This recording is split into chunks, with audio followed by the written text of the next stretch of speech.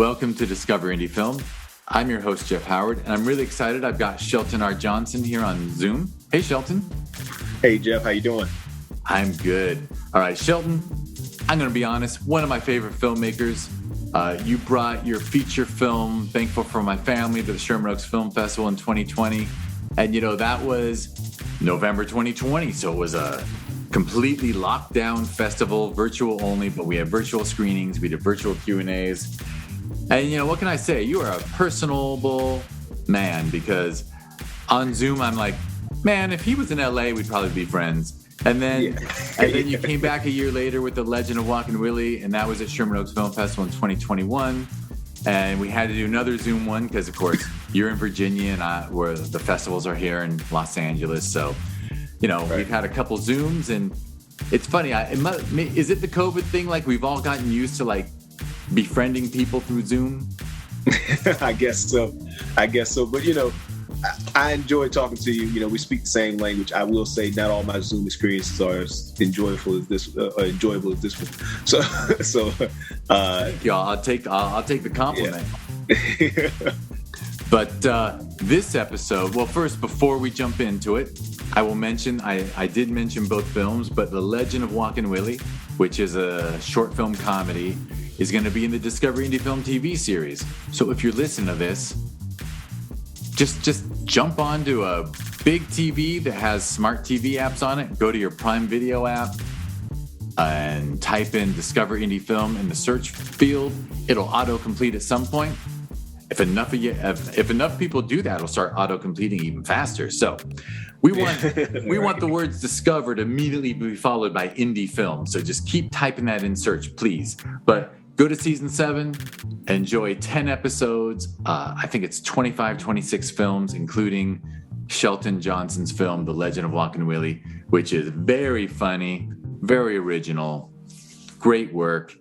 And this podcast is not going to be about Shelton's work. It's going to be about his opinions on cinema. And you actually shared in the interview podcast that came before this one that you watch a lot of movies. You don't bother with TV series. You are a fan of cinema, so I'm looking forward to your answers. These 4 questions are going to be 3 favorite films, an underrated film, an overrated film, and a lesser-known film that people should seek out. You want to just jump in with your 3 favorites, or 3 of your favorites? Okay. I'll jump in with 3 of my favorites. My number 1 favorite movie of all time is Harlem Nights. Then I would say number 2 would probably be The Good, the Bad, and the Ugly. And then number 3, people are probably thinking, wow, he's all over the place, but I watch a lot of movies. Well, that's a good thing, right? It's a good thing to have varied taste. Right. And then I would probably say number 3 would be, number 3 is a tie between, no, it's not. I will go with Grumpy Old Men. Those are my 3 favorite movies. And these are solely based on entertainment, just purely entertainment. I didn't evaluate cinematography and directing and acting on it, just pure entertainment value. Those are my 3 favorites. I mean, I often say, like, the question is, just let us know 3 favorites. It doesn't have to be, the question isn't, what are the 3 best made films? It's 3 favorites. Right. And I got to say, Harlem Nights is a great film. Yes, it is. And, yes. I happen to I am the right age that, like, I think Eddie Murphy's only about 5 years older than me, but because he started SNL when he was like 19 or something, like I've watched his whole career. And I mean, that one he wrote and directed. Mm-hmm. And I wish he kept directing. I guess he, his career went different direction from that. But yeah, that's a great one to mention. Yeah. And Good, Bad, and Ugly. I mean, talk about cinema. Right. That's Sergio Leone. I love that. Yeah. It's so good. And then Grumpy Old Men, that definitely like tickled, because I've seen 2 of your films and you love to watch characters play off each other. Yes. And watching Walter Matthau and Jack Lemmon play off each other. Yes. Like, yeah. You know what's funny is, everybody tells me because I like Grumpy Old Men 1 and 2. I love both of them, but they always tell me you should watch The Odd Couple. So I watched The Odd Couple. I really didn't care for The Odd Couple. I liked them better when they were old. So I did. Well, and they worked out there, right? They were even better. Right. Yeah, it's one of the things I greatly regret is that the comedy team, like when two people team up in a film and are hilarious together, I do miss that. I think you needed that Hollywood studio system to, okay, we're going to pump out 5 more with these two. You know, whether it's 2 women, 2 men, a man and a woman, like comedy teams, there's something special to a comedy team. Right. That's true. Very true. Yeah. And nowadays we don't, a lot of people work together not too often.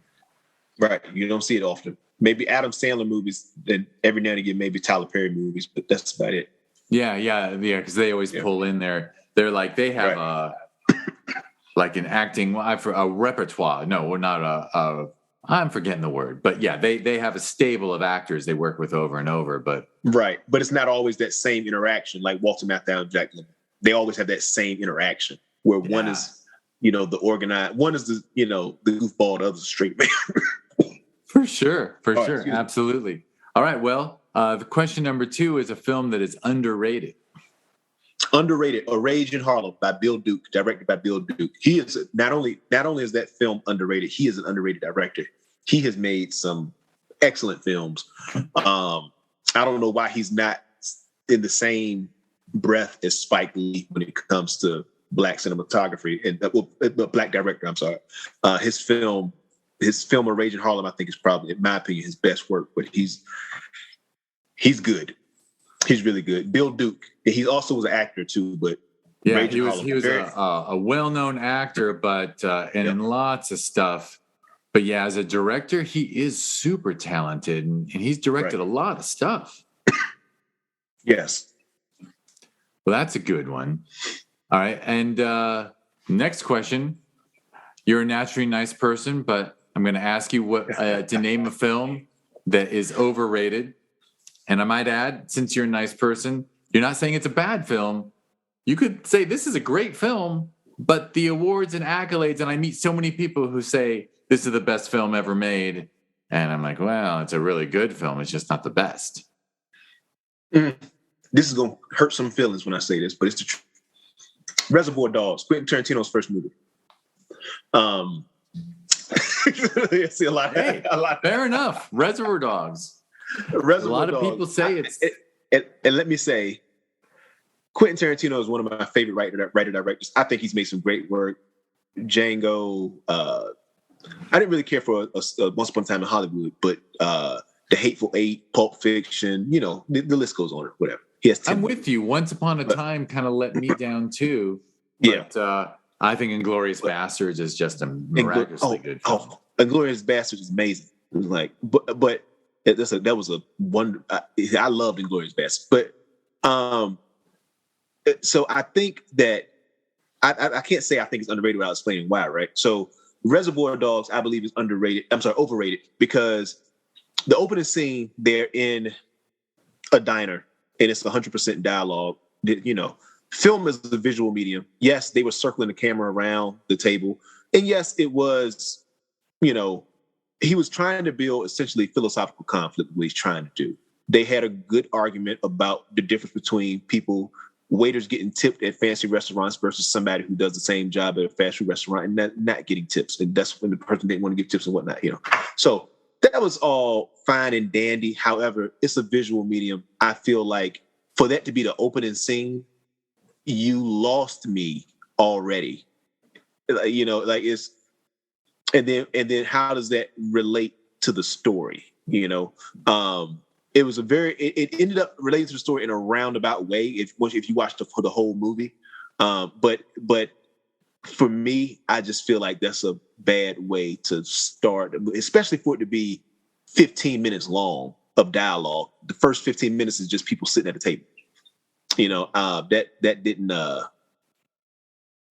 For me, I just thought it was overrated. And then also, if you notice, he was working with a tight budget. So a lot of the action scenes were not as gory as he would have liked, I know, because the camera moved away and just showed squirts of blood as opposed to, the real action and stuff, but that's the thing you have to do when you have a low budget action movie. You have to find ways to make it look realistic without. For sure. I mean, that's in a way it's totally valid. It is. So many people think they see that ear getting cut off, but you don't. You just see their ceiling. Mm-hmm. Yeah, he just drifts up. But yeah, no, totally. Hey, one of the things I love about this question is first of all, I love when someone names a film that I love as overrated, because I'm like, I love differences of opinion. Like, this is an art form. It's subjective, Right. And like you said, you're not saying it's a bad film. You're just saying. Oh, no, I'm not saying it's bad. You hear people walking around going, Quentin's made 14 films now, but the best was the first. And you're like, no, it's not. He was not right. He was not at his best yet. He was working his way up to what he can do, and hopefully the next one will be the best. Right. I think his best art, I think it's a tie between Django. I love The Hateful Eight. My personal favorite is The Hateful Eight. But if I had to say which ones are his best, I would say it's a tie between Django and Inglourious Basterds. But if somebody asked me, you can only watch one Quentin Tarantino movie for the rest of your life, I would say The Hateful Eight. I love that. That is a good one. That one might be underrated, right? Because I think some people love it, but yeah, I think I'm with you. I think Inglourious was the perfect balance between Quentin style and then actually like a subject that's more, Django and Inglourious. He finally dealt with a subject like beyond just like people pulling off a crime or people pulling off this. Like, I mean, one he's dealing with the damn Holocaust, and the other he's dealing with getting free from slavery. Like, those are more important topics than a couple actors just getting high around LA. I mean, I don't mean to criticize. I love them, but yeah, I'm with you. Those two are special. Yeah. And man, he knows how to act to perform. He gets his actors. Yeah, he does. They give him something special. They do. Yes, they do. He does a great job. All right. Well, great job getting. We only got one question left, and that is a lesser known film that people should seek out. Oh, the one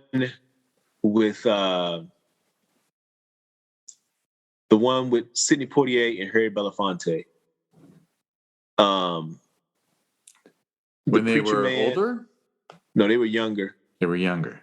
The Preacher Man and Buck and the Preacher Man. Or I'm gonna Google it real quick because I just learned about it. Probably. Yeah, this is a good one because I don't think I know it. I'm gonna scroll back. I'm looking at IMDb. Buck and the Preacher, 1972. Yeah, Buck and the Preacher. There you go. Yes. I mean, excellent film. I love westerns. Two icons. Yes. And the thing about it is, when I clicked on it to watch it, I saw it had Harry Belafonte and Sidney Poitier. We were probably 25, 30 minutes into the movie, and I'm still trying to find Harry Belafonte. That's how good the costume design was in there. Like, I couldn't even tell that was Harry Belafonte. And he did such a great job acting. Didn't sound like himself, didn't look like himself. I mean, it was, because, he's usually more of a stoic, handsome, it was very different seeing him in a role such as this. Sidney Poitier, of course, he did his thing. Obviously, Sidney Poitier. And then, the storyline had Ruby Dee. There's some great actresses in there. The storyline moved very well. And the cinematography was really spot on. I mean, for 1972, you would think for a primarily black cast, you're usually thinking at that time blaxploitation films, which did not have good cinematography, didn't have quality cameras, didn't have quality lighting or anything really of quality, just was trying to break into film. That film was very well done. I would say the cinematography was equal to a Sergio Leone Western.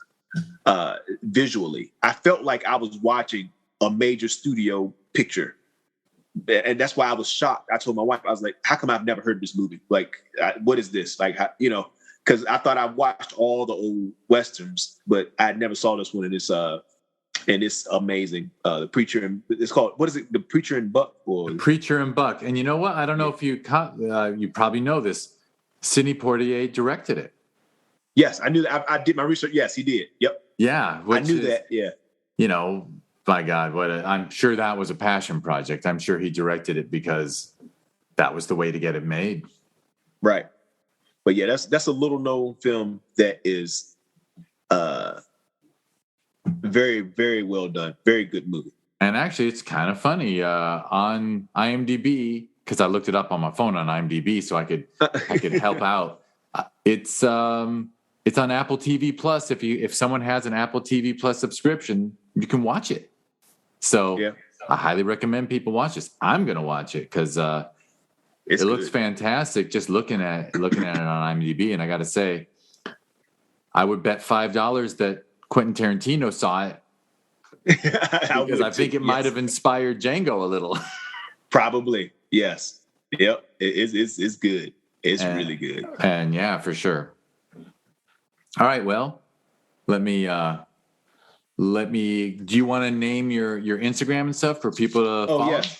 Yes, please follow me. My name is Shelton.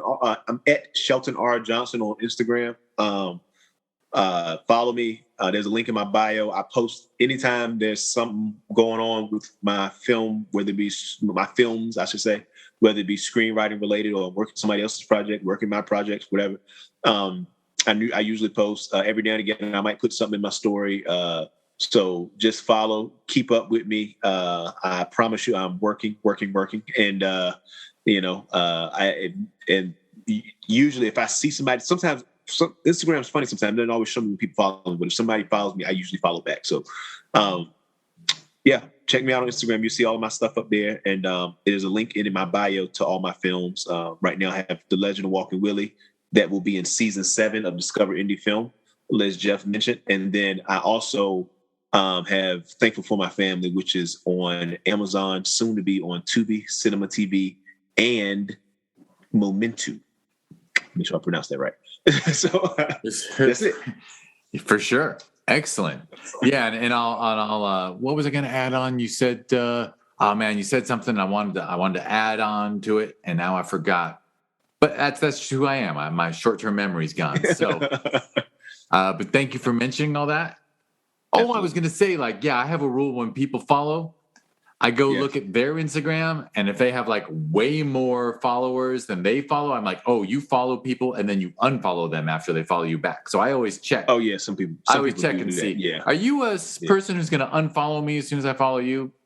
But yeah, I guess I'm. I do an annual Instagram cleaning, where if somebody's not following me that I'm following, then it's like, okay, unfollow. I know if only someone wrote a little program you could run to bring up a list of everyone who you follow who doesn't follow you back. And then you can be like, okay, do I actually like this person or should I get rid of it? Right. For sure. Exactly. All right. Well, hey, thank you so much. I am now going to name all the stuff. Thank you, people, for listening. This is the Discover Indie Film podcast that gave birth to the Discover Indie Film TV series on Amazon Prime Video. Like Shelton said, his film, The Legend of Walking Willie, is in season 7. So just go to your smart TV and open the Prime Video app and type in Discover Indie Film and enjoy season 7. It's going to have 26 outstandingly good short films in it. This is the cream of the crop from the festival circuit. If you want to learn more about the TV series or the podcast, go to discoverindiefilm.com, and it's at DIF Wins on social media. And Shelton has had 2 films at the Sherman Oaks Film Festival. So if you want to learn about that festival that we hold every November, go to ShermanOaksFF.com, and it's at Sherman Oaks FF on social media. And it does have a sister festival every June.